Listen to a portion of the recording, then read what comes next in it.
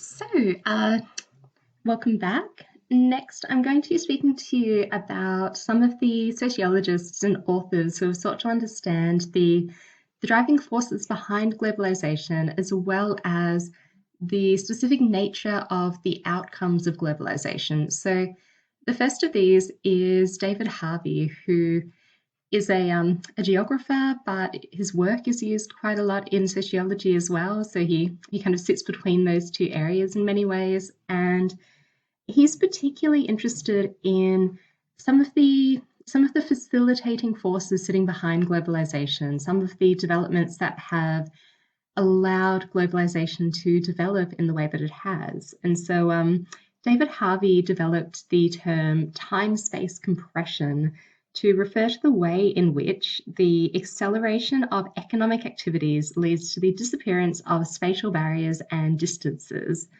So what does this mean?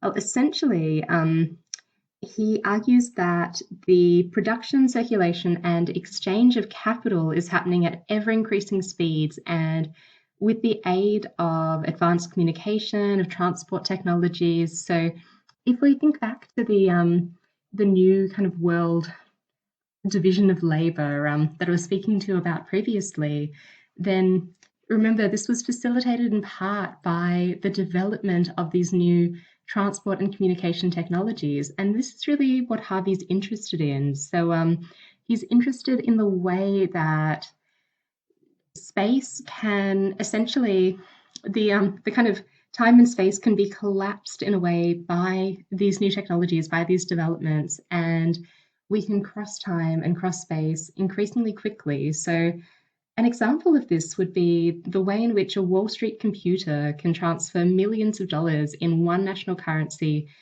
and transfer that into another currency following a slight fluctuation in the exchange rate. And through this process, it can gain millions of dollars in profit in seconds. So this is a good example of this because it's a compression of time, but it's also a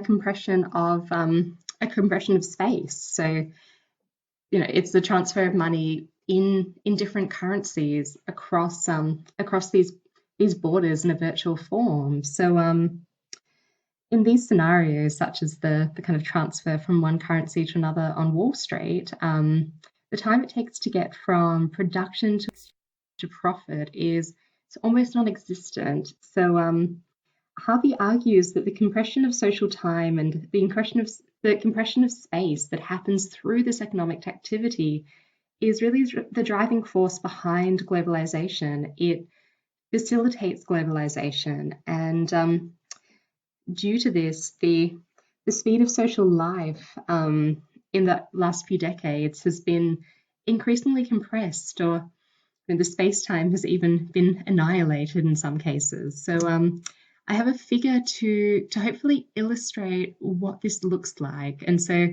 at the top here, you can see sailing ships. This was the transport technology at this particular time from the 1500s to the 1840s, which was around about 1820 to 1840 is when the Industrial Revolution was really getting into full swing. So we're reliant on ships, on sea transport to transport goods. So however long that took was the amount of time that that it would take for those types of transactions to occur.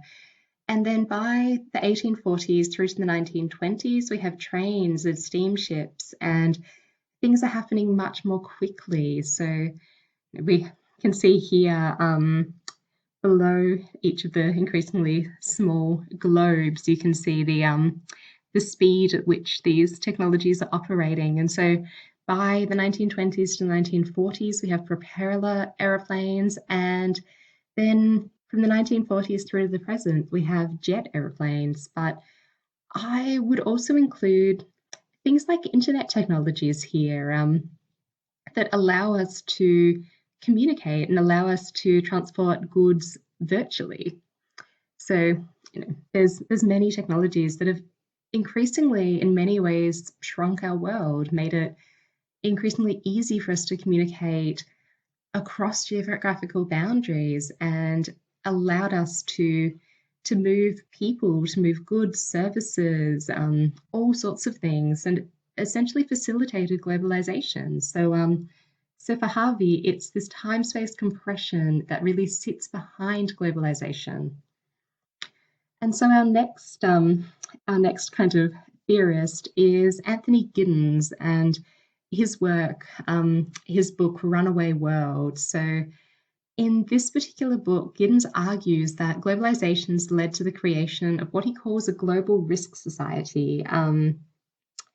According to Giddens, human and social activities, especially in the modern context, produce risks such as pollution, crime, new illnesses, which is a particularly pertinent one right now, food shortages, market crashes, wars, and all of those sorts of things. And societies have become, because of this, increasingly responsible for managing these risks and managing especially the risks that their own activities either intentionally or unintentionally produce. And in the era of globalization, we've become incredibly interconnected and in many ways interdependent across the globe. And because of that, the risks and issues that are created in one part of the world, such as a housing market bubble bursting in the US, for instance, have pretty incredible consequences for other parts of the world. So we could see that very clearly in the late 2000s when the global financial crisis occurred. So that started off as a subprime mortgage crisis in the US, and it really spiraled around the world due to the interconnected nature of our global economies. That risk was shared in many ways. So for Giddens, the management of risk has become an undeniably worldwide affair, and because of it, it's become intrinsically part of globalization. So Giddens in this book argues that globalization is reshaping our lives by, in many ways, similar to what David Harvey was saying, by making the world smaller, by increasing the connections between us. So we can see that very much in the situation that we're in at present with the coronavirus. We can see that, due to our incredible interconnectedness, the incredible flow of people between countries, the virus spread. And now the best way that we have to halt the spread, or at least to slow it down, is to shut down this interconnected world. And we can see how many issues that's causing, how many problems that's causing, because that's really not the way that our world is set up to operate anymore. We're not really set up to operate as independent nation states. We're really set up to operate as an interconnected global system in many ways. So I think, among many other reasons, one of the reasons why things are so difficult for us is really the fact that we are incredibly interconnected, and pretty much all risks now become global risks in some way. We're living in what Giddens would call a global risk society. So next we have Manuel Castells, and he's particularly interested in global changes in the social organization of communication and of information. So Castells is focused on the way in which essentially the production of culture and power is shaped by advances in technology. So in this way, he's quite similar to David Harvey in that he's looking at how technological developments are impacting upon, are shaping social developments, are shaping even economic developments. And so he's focused on not on the development of transport technologies as Harvey is. He's interested more in essentially the development of networked kind of communication and information technologies. So he argues that essentially, the kind of flow of communication and information through networks has been something of a game changer in the contemporary era, it's allowed power to kind of flow not only between corporations and states, but also through networks, through individuals. It's allowed people to connect to each other, and it's allowed or created some global forms of exclusion and inclusion. So some of the forms of inclusion would be new social movements and new forms of collective identity. So we can think of the ways in which subcultures are increasingly manifest online. Like e-girls is apparently is something that that someone much younger was telling me about. And so I'll speak a bit more about this a little bit later on today, but essentially new social movements for Castells are facilitated by these new network technologies, and he's interested in how the increasing ability of information communication to flow all over the world has kind of changed the ways in which we live, the ways in which we socialize, the ways in which we practice democracy or don't practice democracy. So I've put a link down here, and I'll put that in the notes as well. If you could just take a minute and please watch this video. It's just a quick clip of Castells speaking about his own work, and probably doing so in a much more articulate way than I will. So I will ask you to watch that, and then please return and I'll speak about our final theorist for now.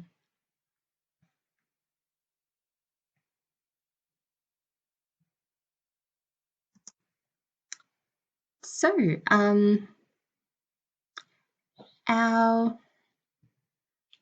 our kind of final theorist for now is Saskia Sassen, and Saskia Sassen is essentially a theorist of globalization in many ways. And so Sassen is interested in essentially how globalization has changed the mobility of labor, has changed the distribution of power between various parts of the globe, and especially how it's impacted on the role and power of nation states in an era of particular global interconnectedness. So Sassen's is quite interesting because she's looking at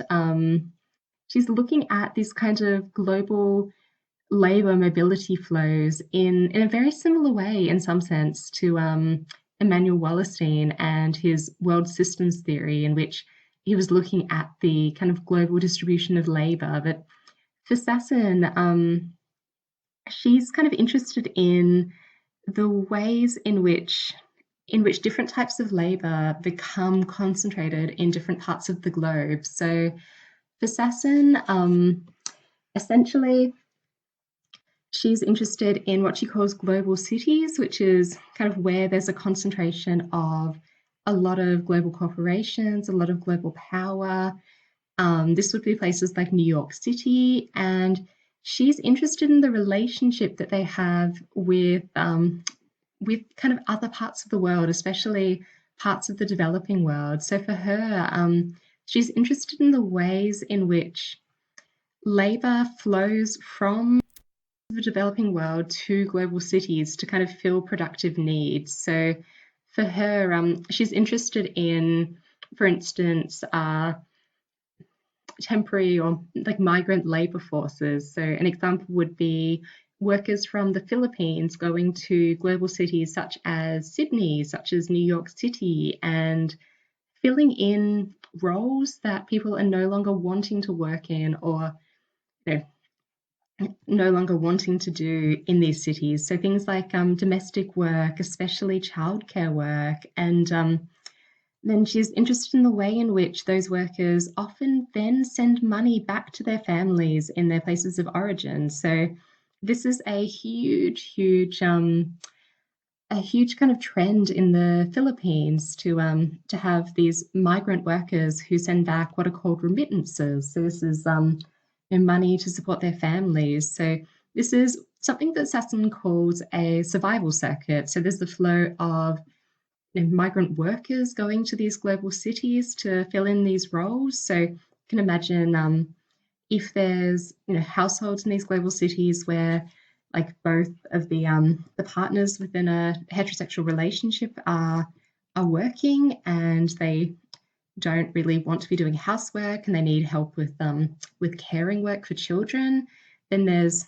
work to be done that's often fulfilled by the migrant workforce. And then so there's a flow of labour going to these global cities, and then there's the flow of money in the form of these remittances going back to these countries of origin. So Sassen calls these survival circuits, and they're a way that that the economy of some of these sending countries are really propped up. So the Philippines is the biggest example of that, but there's many others, and there's many other survival circuits that manifest all over the globe. So Sassen is particularly interested in what this means for the kind of changing powers of nation states, what this means for human rights, the rights of the workers.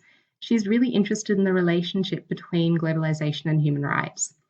So I'll leave you again to watch this video of Sassen talking a little bit about her work, and then in the next video we will reconvene and move on to be talking about kind of a different aspect of globalization, focusing particularly on not on the kind of global imperialism of the global north, but more on the experience and role of the global south in our globalized world. So I'll leave this here for now.